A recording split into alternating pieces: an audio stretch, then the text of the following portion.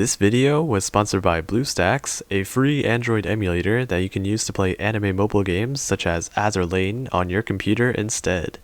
I personally use it to record these YouTube videos, to save my phone from overheating when I'm grinding for hours on end, and so that I can achieve better quality gameplay.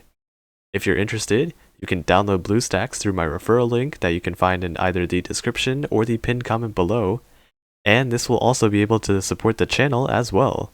See you guys in the video. Hey, I'm Ander or FBI Open Up, and today we're going to be looking at some gear recommendations for the #1 ship girl herself, the one and only, the goddess, San Diego Retrofit. You might think that I'm sounding a little bit different, and that's because I actually managed to get a new mic. Please tell your thoughts and comments in the comment section below. Anyway, I thought it'd be a great time to go and cover her, since her retrofit item is currently being on rerun. So right here, there is obviously the Sparkling Battlestar event, and everybody will be able to go and grab San Diego's retrofit item if you just do 7 days of this matching event. So since everybody will be able to most likely get their hands on their Sandy retrofit, let's go and start the gear guide for it. Onto some San Diego retrofit gear basics. San Diego Retrofit is one of the 2 super rare ships that have received a retrofit, the other being Warspite, as you can see right over here. Now, as you'd expect by their super awesome and colorful rainbow background, they are both extremely powerful and are definitely worth investing in. San Diego Retrofit in particular, her retrofit turns her into an absolute DPS machine. Modernization right here gives her an extra main gun base +1, making her shoot 2 times as fast. Her tactical skill that she learns from her retrofit, Sparkling Battlestar right here, gives her a guaranteed extra barrage every 20 seconds, and this barrage is very good. It shoots a ton of Watashi wa #1 stars that deal very good damage and have good tracking. She also gets a 25% extra flat anti-air boost, which is very good, and also her regular all-out assault is changed so that it shoots even more Watashi wa #1 stars. So just from that alone, she has an insane DPS boost and she can easily clear out things super fast. San Diego Retrofit is hands down the best ship to clear Chapter 13 with, as her massive anti-air capabilities with her massive anti-air stat will make destroying planes significantly easier for you. You will want her in your fleet for Chapter 13. I promise you. Now, Sandy's first skill, Watashi wa #1, is probably the best anti-air buff in the entire game. It increases the entire fleet's anti-air by a massive 50%. Now that is an insane boost in anti-air, and it procs pretty reliably, since she fires her anti-air guns pretty often. Now San Diego's retrofit skill, as I said earlier, Sparkling Battlestar, reflects on how she got so many battle stars, 18 to be exact, during her time in service. The skill itself is a fantastic boost in DPS, as I said, providing one of the best barrages that are guaranteed to proc at max level every 20 seconds, and that flat anti-air increase is nothing to be scoffed at. It's really good. Now, San Diego's retrofit is just such a major power increase for her, as you can see from those reasons above, that you should need to retrofit her if you're using it. This is not a recommendation, but this is basically a requirement for anyone playing Azur Lane. She is the best light cruiser in the game and will make your gameplay, especially in World 13, so much easier and better. Now with that said, let's move on to some gear loadouts. Moving on to San Diego's general equipment build, the first slot is none other than her main gun. Now it is extremely important to put the right one in this slot, since San Diego's main gun +1 and her access to DD guns gives her a very wide variety, but if you put the wrong one on, it could drastically decrease the amount of damage that she is capable of doing. Now since destroyer guns have a much higher DPS than light cruiser guns, you will want a good destroyer gun. Now the best destroyer gun in this case is going to be the single 138.6mm, also known as the baguette gun. Now this is due to its super high 15x5 HE damage with its HE ammo. Now it is super good because it also has a 35 extra firepower and a good reload time. Along with this is basically just the best kind of stuff that you could ever have on a DD gun, making it definitely the first place winner and the best to put on your San Diego. In a close second is the Russian twin 130mm, It has a higher damage with 15 times 6 shots, along with another 35 firepower, but the only catch here is that it has normal ammo instead of high explosive. So this means that you may be losing out on some damage, since HE is much more preferable in most situations, but it is a great option nevertheless. Now the third best, which is a much more accessible but definitely worse than the other two, is the twin 127mm Mark 12. Now it only shoots 15 times 4 instead of 15 times 5 or 15 times 6, which is lower compared to the other two, and it only gives an extra 20 firepower instead of the nice 35 that the other two give. But if you don't have any of those other event guns listed previously, this is going to be your next most solid option. Now I won't be going over purple guns too detailed, since if you do have San Diego retrofitted, you probably should have at least a couple of these golden guns lying around. But just for a nice comparison, the Belfast gun is worse than the other three, so if you do have this one, it is nice, but if you do have those other destroyer guns, it is better to use them. If you have any of these purple guns lying around, like the twin 150mm or the nice purple baguette gun, they're also kind of solid, but definitely make sure that you are trying to work towards those other gold DD guns that I previously mentioned. On to the next slot, the torpedoes. As I stated into the Light Cruisers Equipment Guide, San Diego's torpedoes are absolutely depressing pieces of plastic that contribute hardly anything to battle. With her lower torpedo efficiency at only 135%, compared to others like Noshiro, who have, if I remember correctly, 175% right here, and Jinsu, who has 180%, it's pretty bad. Now, that's not all. She also has a completely garbage torpedo stat too, at only 173, which is less than what half of Jinsu or Noshiro have. So Sandy has 173 torpedo, while Jinsu has 402, and Noshiro has 373. Now, as you can see by these factors, since Sandy's torpedoes are not too important for her damage output, you don't have to worry too much about what you put in this slot. I mean, of course, the best are any kind of gold torpedoes, excluding, of course, the gold quintuple magnet torp, since this thing just sucks really badly. Don't put the rainbow one on your Sandy because it is much better off on a good torpedo ship like Ibuki or Ayanami or something.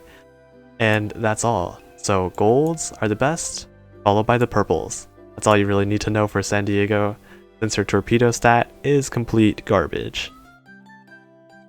Now for anti-air guns, as this is a pretty important stat for San Diego, you would want a really good anti-air gun for her. This is because her anti-air stat is out of this world, it's Watashi wa #1 quality, and it's at a massive 571. This beats out Reno, who is in second place for light cruisers, who is only at 479 anti-air. With that being said, you would want the best anti-air gun that you have on San Diego.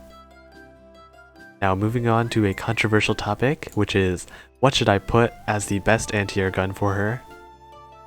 I'm going to briefly describe what a good anti-air gun does. So there are different types of anti-air guns in this game, and there are always going to be trade-offs. So either you would get a bigger range and lower fire rate / damage, or you would get a smaller range and overall more fire rate and damage. So the things with smaller range are going to be better with manual play, and the things with bigger range are going to be better for auto play. This is because the auto things will not care about damage that much, but you would want more consistency. The higher range will allow you to get more consistency, and it will allow you to take down more planes much more consistently. Now on the other hand, if you're on manual, the smaller range is not going to be too big of a deal, so you would want higher fire rate and damage, because you would want more damage to the planes. So if you are playing on manual, things such as the stop sign that I'm using for her is going to be the best option.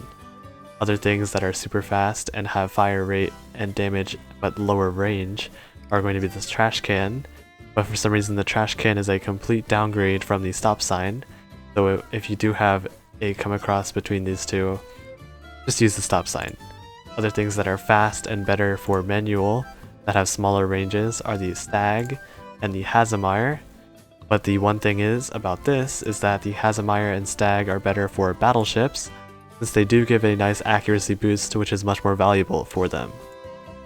Now, if you are an auto, you would want a bigger range even though it has a slower fire rate and okay damage. But the thing is, this range is much more important for auto since it'll let you go and hit more planes on the screen much more consistently. So if you want this to be the case and you are running things on auto most of the time, use your Golden Roomba, it is your friend, and it will never let you down. Other things with high ranges are the 100mm mountain gun, which is 32, but overall, if you're going for auto, stick with your Golden Roomba. Your Golden Roomba is your best friend. If you are using an anti-air gun that is not listed above, well, it's not going to be too big of a deal actually. This is a recommendation for the people that want the best possible gun in a particular scenario, so don't be too worried if you have none of those guns that I listed. The other golden anti-air guns are super solid options, and you will not see too big of a drop of performance if you decide to put one of them on your San Diego. Finally, for the Aux Gears, if you are in World 12 or 13 and are having trouble with planes, I would definitely recommend putting on at least one of these high-performance air radars just to go and boost her anti-air to meme levels of death and destruction. You could even put 2 of them if you need even more AA, but do keep in mind that this could make your Sandy a bit squishy. If you're finding that your Sandy is taking too much damage, or if you're just not in World 12 or 13, I would recommend putting on some survival gears for her to go and boost some of her evasion or HP. Some great gears for this are the repair tools, the hydraulic steering wheel right here, or really anything else that gives her more HP or evasion. So the one thing else that I want to mention is please don't waste a rainbow torpedo on Sandy.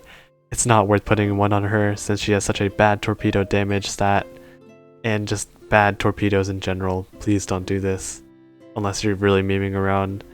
Anyway, with that, I've covered Sandy's gear guide, so let's move on to the battle showcase. In this battle showcase, I've decided to go and run 12-4 since I'm almost done Georgia's XP grind. I think I'm sitting at around 95%, so basically there. I think I decided to just finish it up. So, let's go and start a battle showcase of 12-4. I'll see you guys there. Now, moving on to the first battle, let's go and watch as San Diego completely decimates everything because of her main gun +1. So as you can see, if it's not lagging too much on there, she is shooting really fast. That's her all-out assault right there that shoots a bunch of extra stars, and right there is her sparkling battle star 20-second guaranteed barrage. I've got my Alabama in the back shooting down some stuff, Essex is there for some extra XP, and Ryuho is there to go and heal my Sandy so that she does not die. It's pretty nice. And as you can see, she is just melting down those planes, barely anything is passing her. It's just classic Sandy.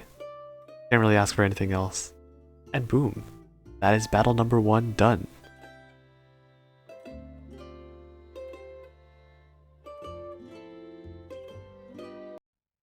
Now we've got battle number 2 underway right now.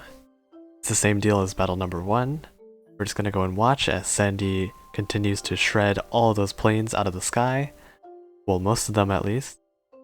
And yeah, sit back and relax as Sandy gets rid of everybody, including all of the enemies. And I just realized that Essex procs her covering formation like 3 times every single second. That's kind of funny. Yep, and goodbye planes. Hello Sandy. On shooting, Ryuho heals her up, got a Lucky A proc from Alabama, and that should be the end of the battle.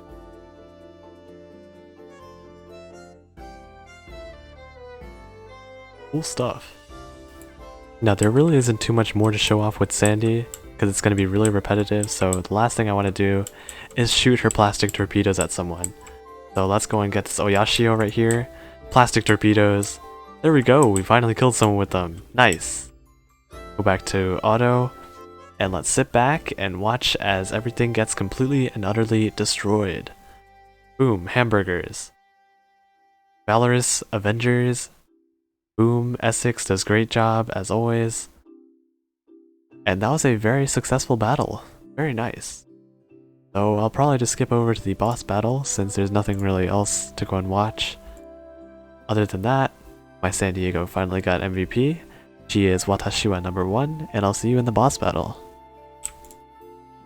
Now onto the boss battle. I did bring my Centaur instead of my Formidable, but that shouldn't be too big of an issue. I think I'll be able to go and beat the 12-4 boss just fine even without my Formidable. So we'll just fire the Monarch barrage really quickly. Monarch did sadly not proc. And right now we're just building up all of our torpedoes, saving them up to go and unleash them all against that Maya and the Chokai, and here we go. So we're going to proc our Centaurs thing first, and follow it up with some more Spite stuff, and then we're going to proceed to launch like every single torpedo, and I'm getting literally like 2 frames right now. Monarch can go to whatever. Nice. Yeah, I barely know what's happening. I don't know why my computer is lagging really badly right now. And that was a very hectic but successful 12-4 boss run. Very interesting. Very interesting. With that battle showcase finished, that will conclude my gear guide for San Diego Retrofit. As always, if you found this information helpful, consider dropping a like and subscribing. Don't forget to press that notification bell for my future uploads as well. Feel free to leave a comment if you have any questions that need to be answered, and I'll try my best to answer them.